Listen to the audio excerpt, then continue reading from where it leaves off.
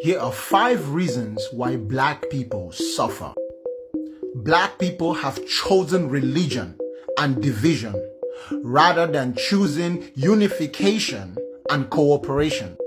Black people have chosen to be excessively superstitious rather than being intellectually conscious.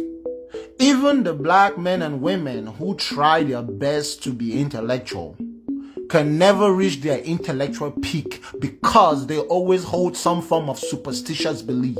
If you don't know what superstition is simply believing in God and supernatural things. That impedes your ability to develop new technologies and practical skills and things that affect the real world. Black people are extremely jealous of each other. Jealousy is one of the biggest things in the black community.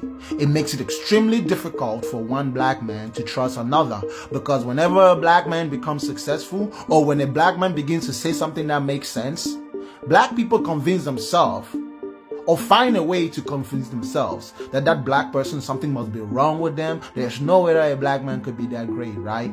So whenever a black man rises up, black people simply pull him down. Black people don't have the ability to recognize their heroes while their heroes are still alive. Black people literally only ever recognize their heroes after their heroes are dead. A dead hero is useless. You understand? As black people in your black communities all around the world, you have to learn how to identify among yourself those who are peculiar, those who are courageous, those who are fearless, those who are willing to stand up and create systems, those who are ready to break the norms of the enslaving mentality that was literally beaten and drilled into our people for generations. The black man worships the Arab and the Caucasian. So everything that the Arab and the Caucasian brought to black people, we accept without question. We name ourselves after them. We worship their gods. We borrow their cultures. We borrow their philosophies. Why? Because we would rather do that than allow those among us that come up with new philosophies, that come up with new ideas, that come up with even new religions. We will rather bring ourselves down and accept the ways of strangers rather than elevate ourselves.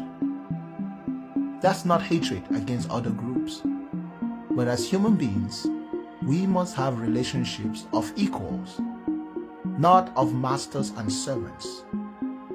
Black people will die for Jesus before they die for themselves. Black people will bow and worship Muhammad before they bow and worship themselves. And that is why we suffer.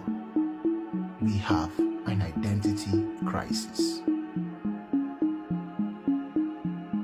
To fix this, it begins with reconciliation. We must make peace with each other.